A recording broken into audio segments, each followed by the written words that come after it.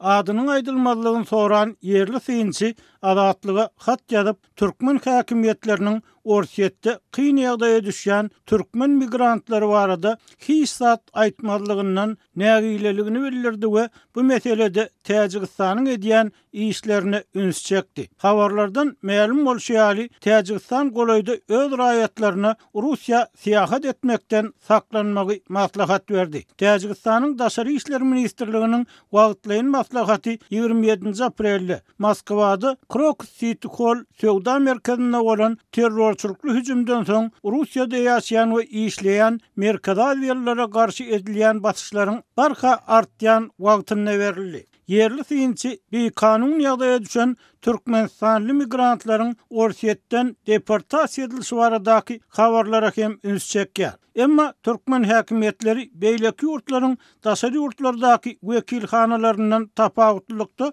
daşary ýurtlarda kyn ýagdaýa düşen raýatlar barada açyk beýanat çap etmeýärler. Türkmen häkimiýetleriniň soňky bir aýyň dowamyna Russiýadan deport edilen 10 türkmen barada şeýle-de Russiýa göçmek şertnamasy bilen baran türkmenistanlaryň Moskwanyň Ukrainada alyp barýan uruşyna gatnaşmaklary meselesine hiç reaksiýa bildirmezligi türkmen jemgyýetine we internet ulanjylarynyň arasyna uly soraglar döretdi. Dip adatlyga hat ýazan yerli synçy aýdýar. Rus medeniýetiniň görnüşine görä türkmen raýatlary möhleti geçen resminamalar sebäpli saklanýar we kä halatda olaryň Türkmenistana dolanmak üçin zerur bolan pulunyň hem ýokdugy. Ören kyn ýagdaýa düşenligi belli bolýar. Adatlygyň olal hem ençemegede habar berýärler. Daşary ýurtlardaky türkmen wekilhanalary kyn ýagdaýa düşen türkmenlere zerur bolan kömekleri wagtyna we ýeterlik derejede berip bilmeýär. Şu we beýleki ýagdaýlar yerli synçynyň pikirine görä Türkmenistanyň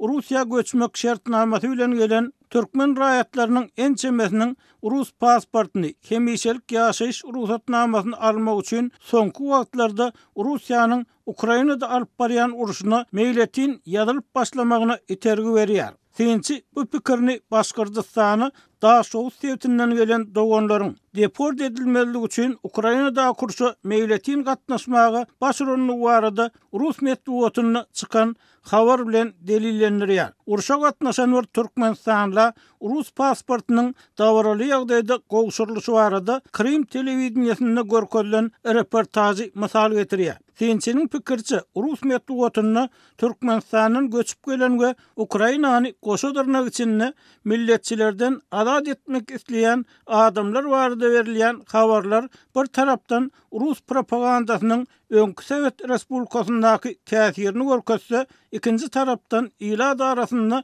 häkimiýetleriň ýurtdaky agyr işsizlik we barhat şuňlaşýan zähmet migrasiýasy meselesini eýlen boyun almalyk pozisiýalary diňe migrant maşgalalaryna däl, hukuk goraýjy edaralaryň işgärleriniň arasynda hem uly soraglary, nägilelikleri we çekişmeler döredýär.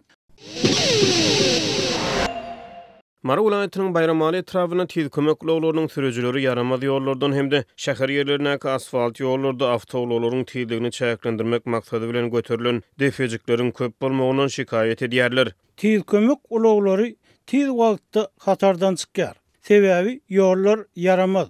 Ulaglary tiz sürmäge mümkinçilik ýok. Şäher ýerlerindäki asfalt ýollaryň urnuny svetoforlaryň golaýyny awtologlaryň tizligini peteltmäge gönükdirilen depejikler bar. Svetoforsyz ýerlerde hem tas her 40-50 metrden asfalt depejikler bar.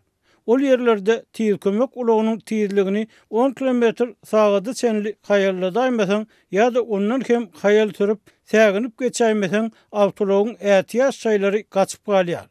Şol sebäpden barmaly ýerlerimizde giýjak alyp barýar.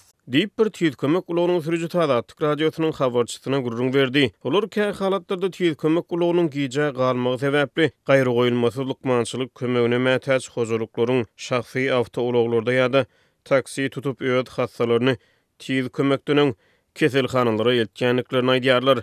Giýje galan tiz kömek gulaglary boýunça hastaxanalara şikayet ardalarynyň ýazılıp sürüjüleriň işden çykarylýan halatlary hem bolýar. Şeýle lukmançylyk gulaglarynyň sürüjüleri oba ýerlerine özleriniň adres tapmakda hem kynçylyk çekýänliklerini gurrun berýärler. Biz hastalary ulaglary ýükläp, olary keselhanalara tarap alyp gaýdanmyzda has hem hayal sürmeli bolýar.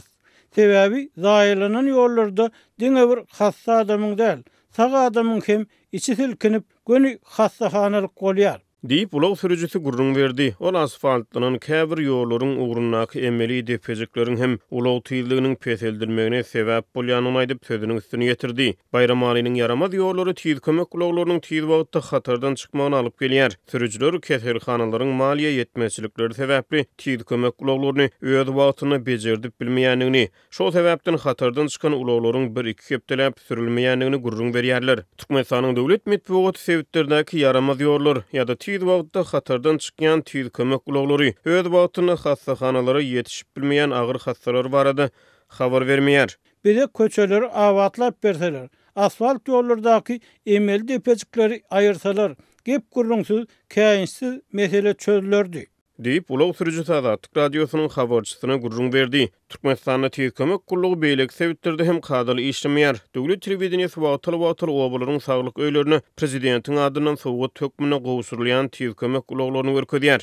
Ýöne yerli ýaşaýjylar şeýle ulaglaryň haýryny görüp bilmeýärler. Mundan olar Azatlyk radiosy beýlek käbir meseleler bilen bir hatarda tiz kömek gulagynyň işinden nägile bolan bir saýatly ýaşaýjynyň şikayetleri barada habar berdi.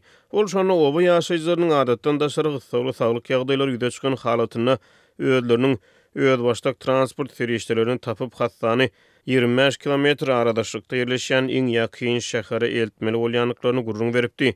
Şeýle kynçylyklaryň arasyna bu sebäpden näsagyn hastaxana ýoluny aradan çykýan halatlarynyň ýa-da ýol sarsgynlary zerarly onuň ýagdaýynyň erwetleşýän halatlarynyň hem bolýanlygy ma'lum bolupdy. Geçen gyş basyna diňe bir çet sebäplerde däl eýsem paýtagat Aşgabatda hem gaýry goýulmasy lukmançylyk kömeginiň ilaty öz wagtyna berilmezligi bilen bagly problemler hasap alındy. Bayramaly etrawyna sürüji bolup ýaşaýan bir yerli ýaşaýjy özleriniň tiz kömek gulaglarynyň ýakyn sebäpleri etrap merkeziniň etegindäki ilatly ýerlere de yaramaz ýollar zerarly öz wagtyna baryp bilmeýändigini gurrun berdi. Türkmenistanda tiz kömek gulaglaryna ses çykarmagy ruhsat berilmeýär. Sürüjiler köçelerde hereket edýän tiz kömek gulaglarynyň hassa kabul etmäge barýan ýa-da däldigini aňsat aňşyryp bilmeýär. Bayramaly etrawyna Azatlyk radiosynyň habarçysy bilen gurrundaş bolan tiz kömek gulaglarynyň sürüjileri özleriniň barmaly nokatlaryna giýje galan halatlaryna özlerini arza ýa-da düşündirişleriň ýazdyrylýanyny aýdýarlar.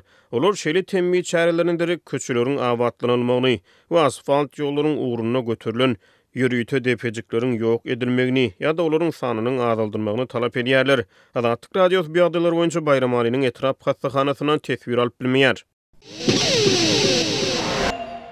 Orsiýetiň Gara deňiz boýundaky port şäherine Odessaýdan raketa hüjümi 5 adamyň ölmegini, 32 adamyň yaralanmagyna sebäp boldy diýip Sowet häkimi 29 aprelde aýtdy. Bu habar prezident Volodymyr Zelenskiýiň Ukraina goşunlaryny barha adalýan we ören zerur ýaraglar bilen has şalt üpçün etmäge eden çağırşynyň bir näçe sagat soňundan berildi. Gubernator Oleg Kiper Telegramda Odessa öten akşam edilen hüjümde 3 aýalyň we 1 erkegiň ölenligini aýtdy. Soňra ol bu hüjüm netijesinde başga bir erkegiň ýüreginden tutup ýogalanlygyny habar berdi. Yaralanan 32 adamyň 25-si hastaxanada. Olaryň arasynda 16 we 5 ýaşlarynyňky 2 çagy, gögreli aýal hem bar. Ol 5 ýaşly çaganyň ýagdaýynyň has agyrdygyny, ula adamlaryň bolsa 6-nyň agyr ýagdaýdadygyny aýtdy. Zelenski ýara üpçünçiligini tiýirleşdirmek baradaky sözlerini birazdan Kiýewde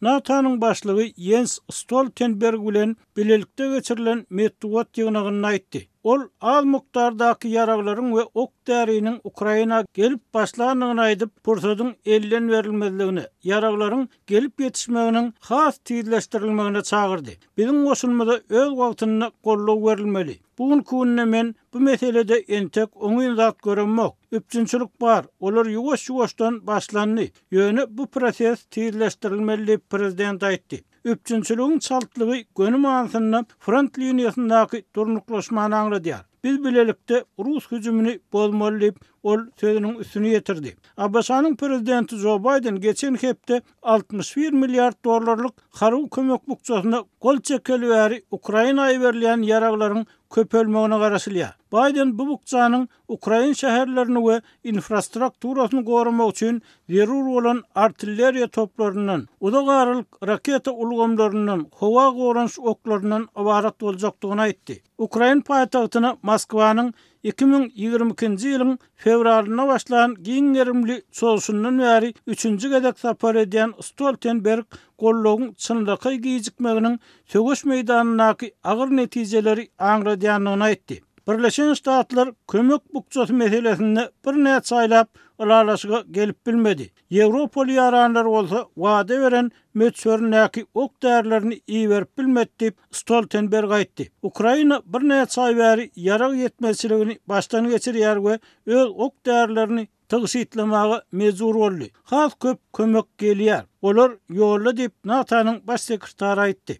Ortiýetiň Gorunmak ministrligi 29 aprelde Günnäger Ukrainanyň Donetsk sewtinde bir owany basyp alanlygyny, Günwatary tarap ilerleýänligini habar berdi. Merkez topar güýçleriniň bölümleri Donetskdäki Semenovka owasyny azad etdi diýip ministrligiň Telegram habaryny aýdylýar. Ukraina garaşy ýagdaýda tasdiklanyp bilinmeýän habara hiç bir düşündiriş bermedi. Semenovka fevral aýyny bir näçe aýlap dowam eden gadaply söwüşlerden soň Rus goşunlaryna ýan beren Avdiivkadan takminan 10 kilometr uzaklykda ýerleşýär. Ukrainanyň ýokary derejeli generali 28 aprelde Kiýewiň Günnägerdaky goşunlarynyň ýagdaýynyň yaramazlaşanlygyny, Ortiýetiň ähli front boýunça hüjüm edip, käwr taktik üstünlikleri gadananlygyny we Ukraina goşunlarynyň täze gorunç pozisiýalaryna ýyda çekilmäge mejbur bolanlygyny öýdürdi. Sirski iň kyn ýagdaýlaryň gadaply söwüşleriň dowam edýän ýerine, Kurachow hemde Pokrovsk etraplaryny dörenligini aýtdy. Bu urlarda 4 brigada çenli goşun ýerleşdiren düşman Avdiivkanyň we Mariinkanyň Günwatarynaky hüjümi ýaýwanlandyrmagy finansiýar we Pokrovska we Kurachowa tarap ýol açýar diýip general Sirsk aýtdy. Umuman aýdylanyna düşman bu urlarda belli bir taktik üstünlik gazandy. Ýöne amal artykmaçlyklary gazanyp bilmedi diýip ol sözüniň üstüne getirdi.